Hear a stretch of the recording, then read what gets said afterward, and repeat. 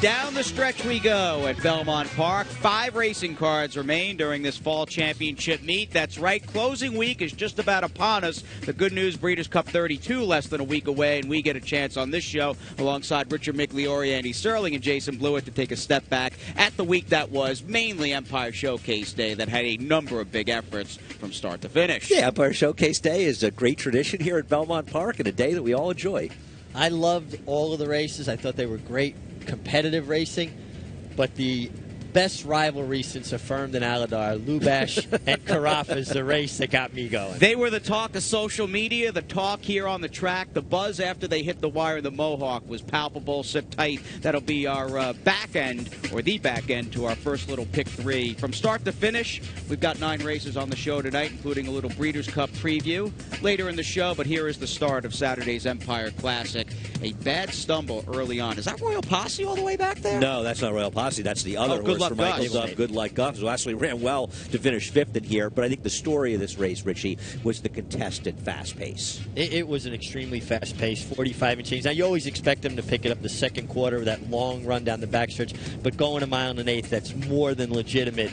And I thought Empire Dreams just worked out the absolute perfect trip. Absolutely did. I'll tell you something, and I liked Empire Dreams. I think Royal Posse might have run the best race when everything was said and done, because he's in relatively close attendance to that pace. He's sitting 4th down on the inside right now. Empire Dreams is sitting 5th, but he's sitting well behind him here. It looked like Empire Dreams was going to swallow him up, win by 5 lengths. Royal Posse had a ton of fight in him.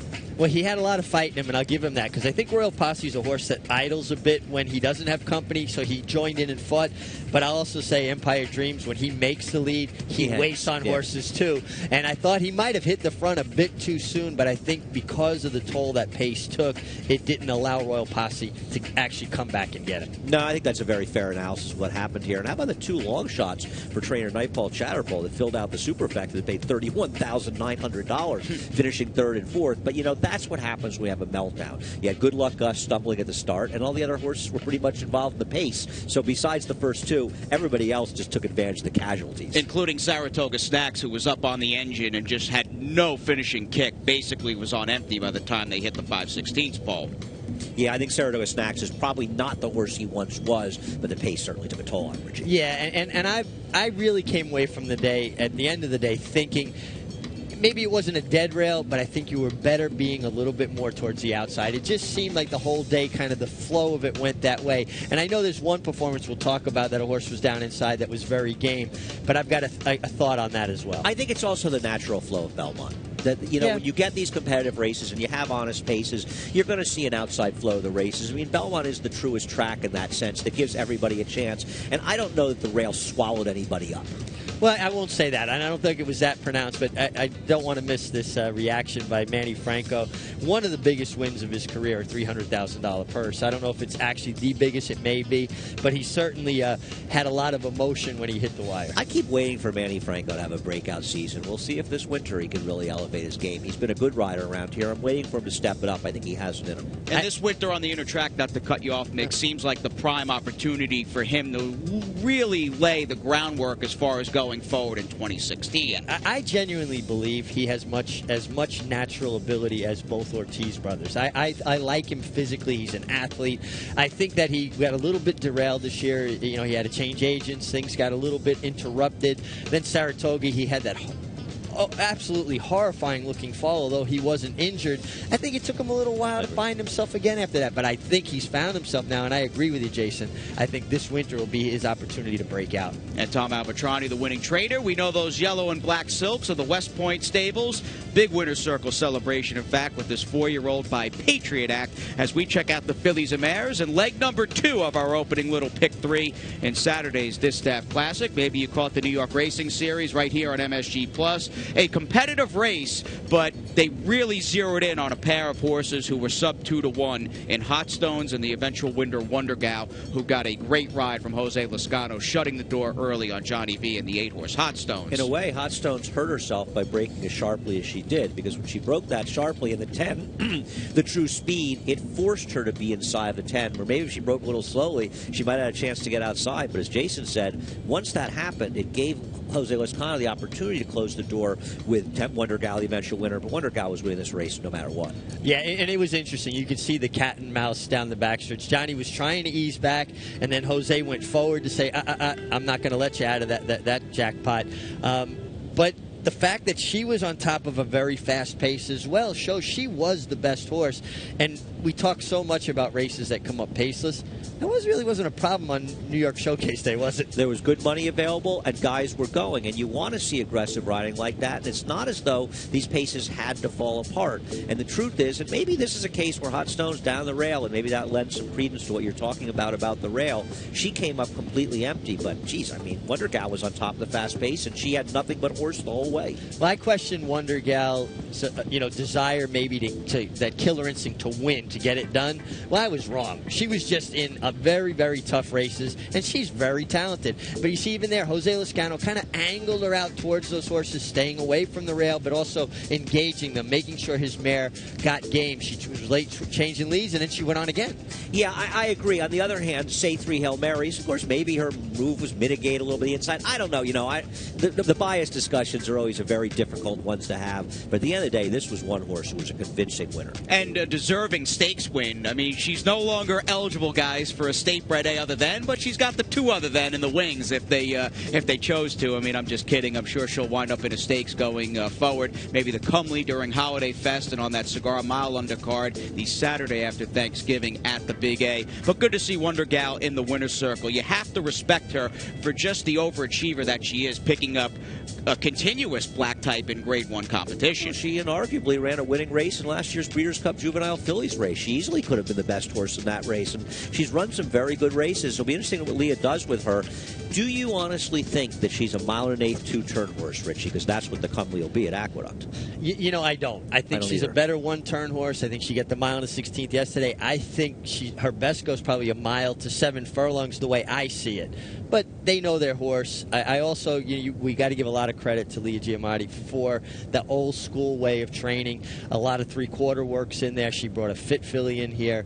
And it's interesting, too. She's 2 for 2. They're both stakes races, restricted stakes races, but she broke her maiden in the Lindbrook. Yeah, it is interesting. And she's actually eligible for non-winners of 1 in open company. In open company for Jeff Treadway, who's built himself a nice little operation. And he'll say goodbye, most likely, to Sweet Reason. Don't know what the reserve will be, but she is entered a few days after the Breeders' Cup and that Facing Tipton sale. And we have got Affirmed and Alydar on the New York bred turf scene coming up on MSG+.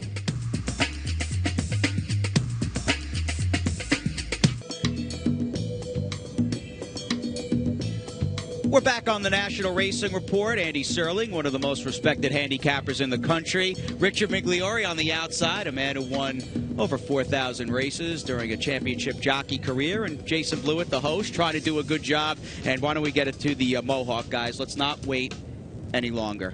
We have got Lubash, we have got Carafa in what seems like round number 35 between these two old pros. And the key to this race for Lubash was the fast pace. Not necessarily so much setting the race up for him, but it created separation. It allowed to get to the inside so he could be covered up, and then when he got to the outside, he could unleash his powerful kick. And always comfortable, never pulling, because they're going fast enough. He's just got his hands down, and horse uses less energy than when the rider and the horse are fighting each other.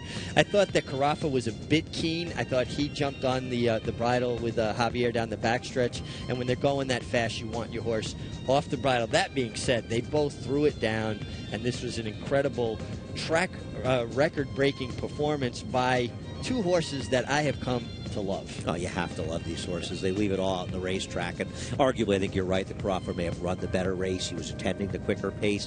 I'm taking these fractions, and Trackus agrees with the fractions and the final time, but I'm taking with a grain of salt. They seemed a little bit askew of what we normally see on the inner turf, but none of that takes away from the terrific performance by 2 war horses. And 2 horses that they must know each other by now. I mean, you hope when they're retired, maybe they're paddock buddies or something. I mean, they'll reminisce and basically race each other in a field. You think Carafa had a bad night's sleep thinking, I can't believe that Lubash beat me today? He can't be happy about this. Horses get depressed, you know. When they do? lose, do they? Absolutely. They get mad, they get depressed. When they win, it's a whole different atmosphere around them, and I think they feed on that. I know I get depressed with the horses I bet on. It is a tough game. Oh, I wouldn't want you in a stall with some horses. No kidding. Tough beats you had at Saratoga. Let's give a little credit, though, to both Lubash and Carafa. Just the, I guess, basically, the way they take care of themselves, and it certainly hasn't hurt that they've had the last few winters off, and that's something, Mig, you've talked about on Belmont Insider. Yeah, I really think that lends to that longevity, to have real breaks. They run hard for several months, and then they get 3 or 4 months off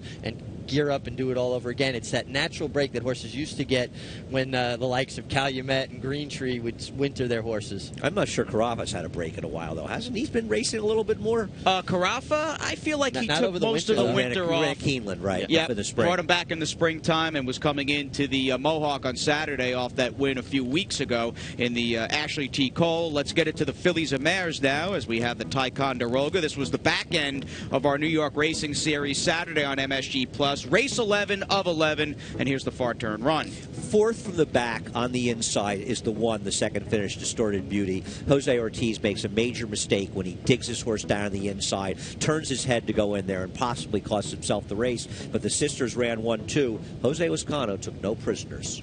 And we like it. Aggression is good, and he made the most of it.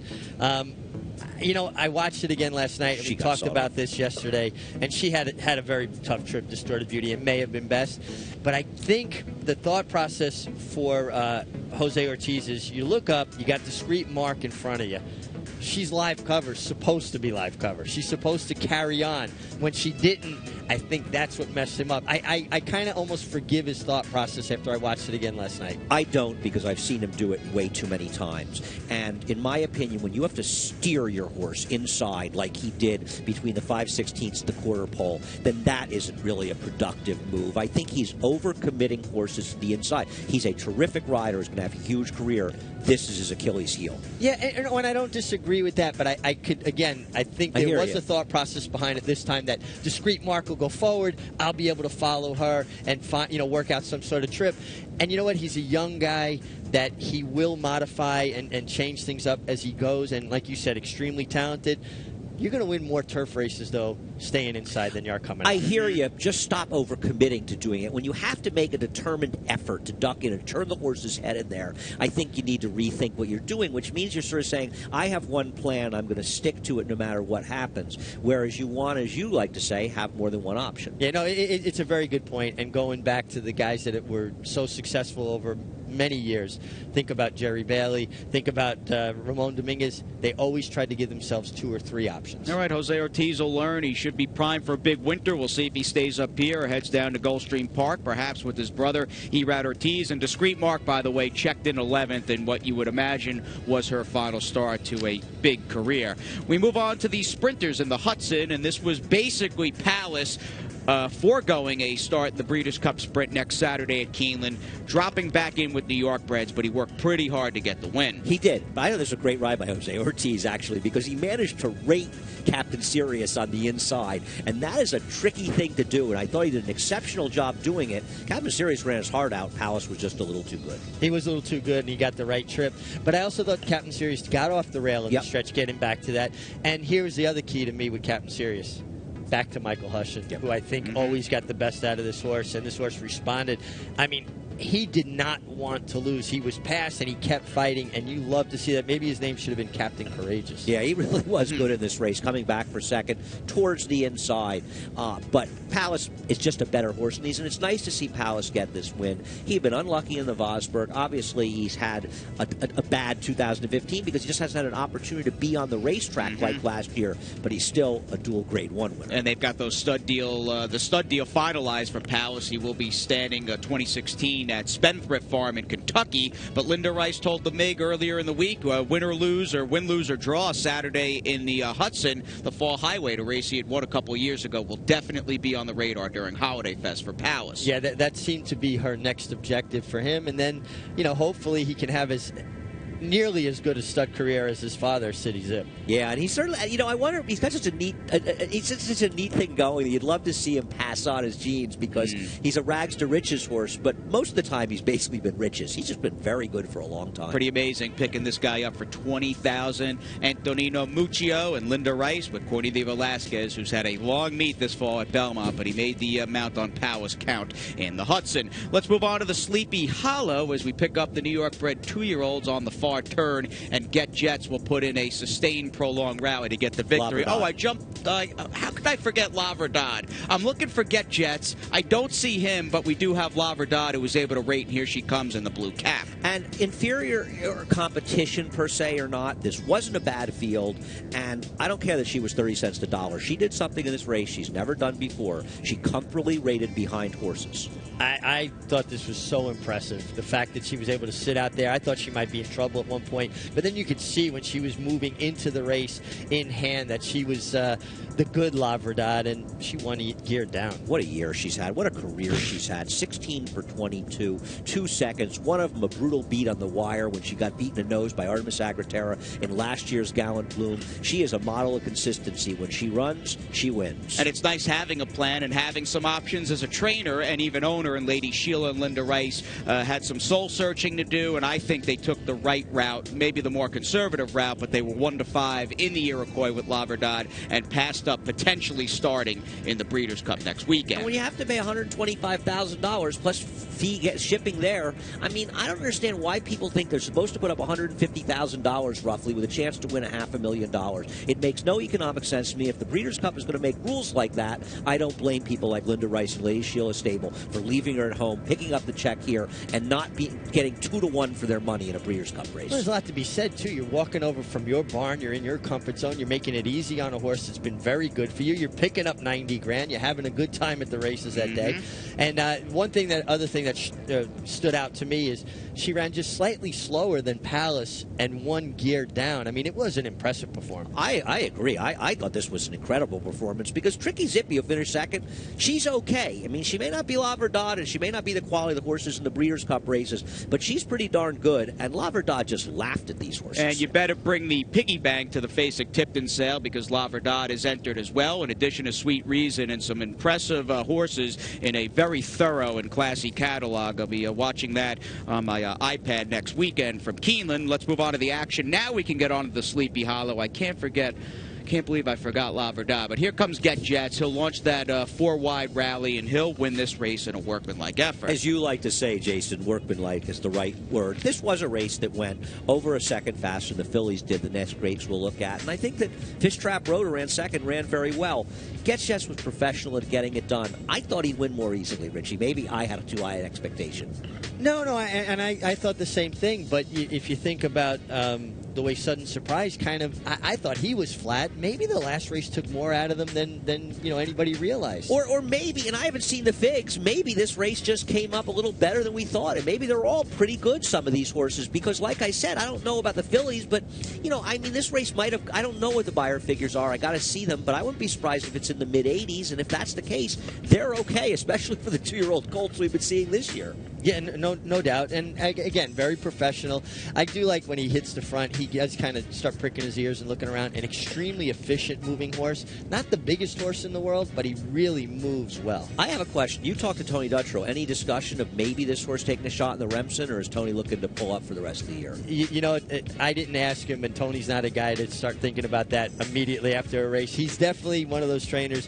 He goes back to the barn, looks at them for a while, and then it comes to him. We'll see what happens. I like this horse regardless. I do as well. $300,000 yearling purchase by Scat Daddy, who's owned in part by Tony Dutrow. Team D stable and a good effort in defeat, as Annie mentioned, from the gray Fish Trap Road. A few of the trap shots have been okay thus far in 2015. Let's wrap up the action, at least regarding the 8 races on the Empire Showcase Day card, with the 2-year-old fillies in Saturday's Maid of the Mist, in which Super Surprise at 17-1 pulled the upset over 10-1 shot in Frosty Margarita. Big Exacta, Try, and Super. Well, the big favorite was third. We'll talk about it in a second. I thought the winner was cruising. The horse in the lead, I thought was cruising, Frosty Margarita. Thought that had the race in hand, but it was a determined effort by Super Sunrise, and just terrific for Mike Rapoli with his Giant Surprise been standing. He's got good runners out of this sire. He wins this race after the disappointing effort in the Sleepy Hollow you talked about. He ground her down. The public went hog wild for She's Already, who Amaya was a question mark. 3-5 in a 12-horse field. Now, listen, my selection was 9th, so I wasn't particularly smart in here either. But, boy, did she seem like she was overbet.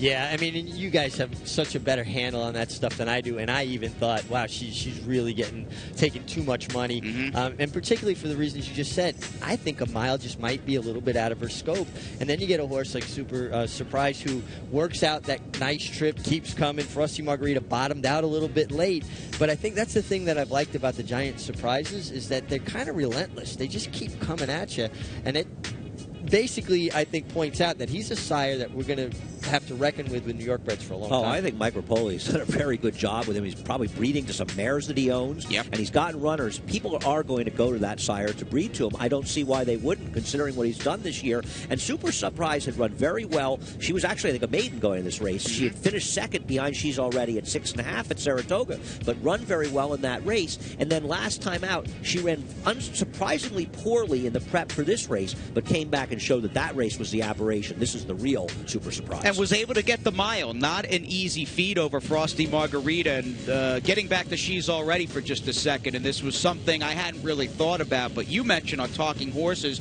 maybe also a case, even forgetting about the distance, of her just being, at least over the summer, a little more precocious and speedy than some of the competition. I think that's the case with her. And also the miles of stretch, coming back 3 weeks after Verdad.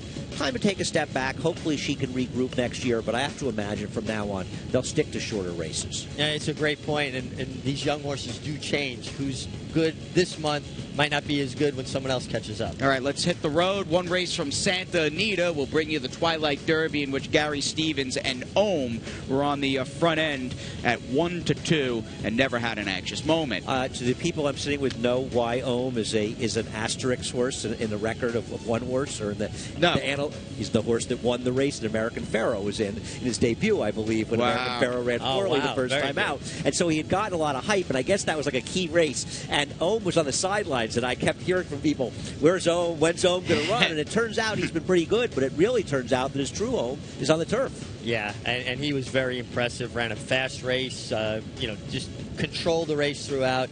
And for a really, really good horse trainer, Dan Hendricks is a tremendous horseman. Of course, you think about Brother Derek with Dan Hendricks, and I just wonder if when Gary Stevens got off Ohm, if he said he was the best turf horse he's ever ridden. There's a good chance of that. We'll see Gary at the Breeders' Cup. Dortmund back to business and a win as well on the Saturday card at Santa Anita. How about American Pharaoh, though? We'll talk about a horse who may be on the verge of destiny this coming Saturday.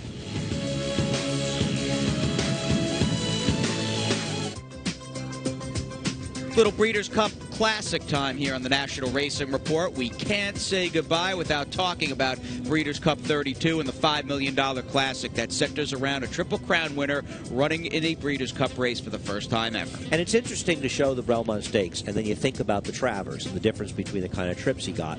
American Pharaoh, if he's allowed to control a race, I think he's near unbeatable, even in a field as good as the Breeders' Cup. And it appears on paper, Richie, like he might be in a position to control.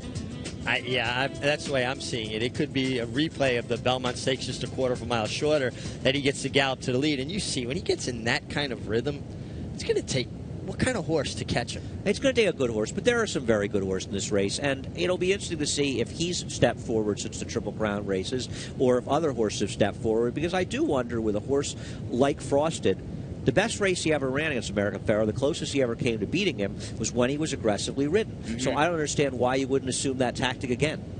Yeah, except then he came back in the Pennsylvania Derby, albeit against different competition, and raided off the pace and won, very convincingly. So, how do you weigh that out? I would say because I have no chance to beat him if I allow him to dictate the race, whereas I think I have a chance to get to him if I'm aggressive. I'm not saying he's supposed to go 23, 40, 46 flat, but I think he needs to be in attendance of American Pharaoh. He cannot let that one walk and just get away with murder in the front end, and maybe Beholder will have something to do with that as well.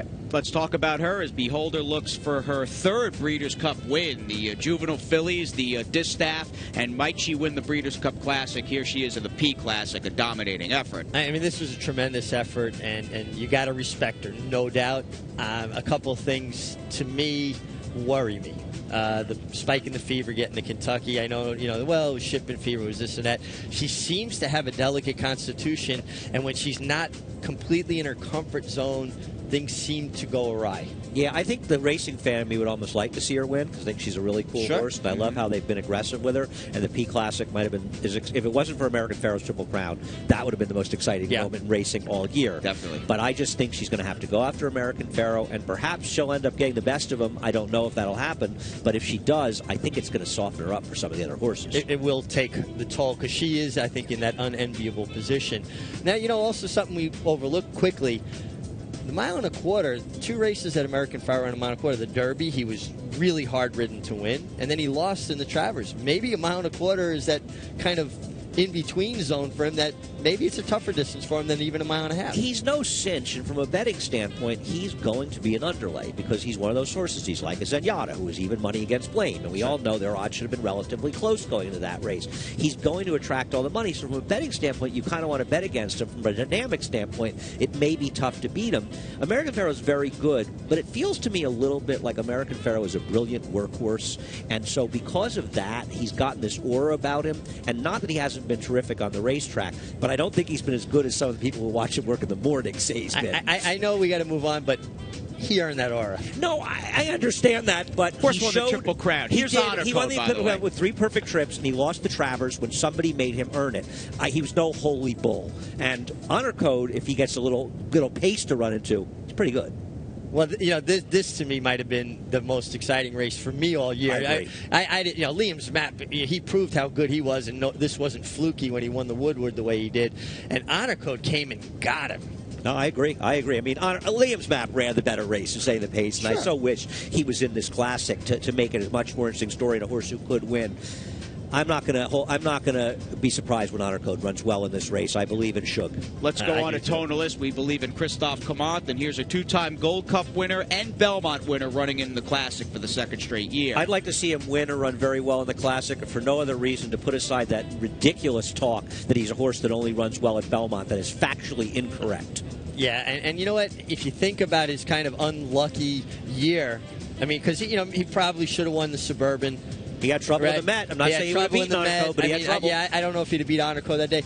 I mean, he's been a little bit unlucky from having an unbelievable year, and he still won a Jockey Club Gold Cup. No, he's a very good horse. It's a good race, but American Pharoah is much the horse to beat. It's Breeders' Cup 32. We are back at it, guys. Closing week at Belmont this coming Wednesday, 12:55. Safe trip for the MiG. Enjoy yourself in Kentucky and have a good time at Keeneland. See you guys at Aqueduct. Yeah, we'll be at the Big A next time. Andy and myself will recap Breeders' Cup 32 for you on the show next week as we say goodbye to Leah Giamatti. And thanks again for tuning in.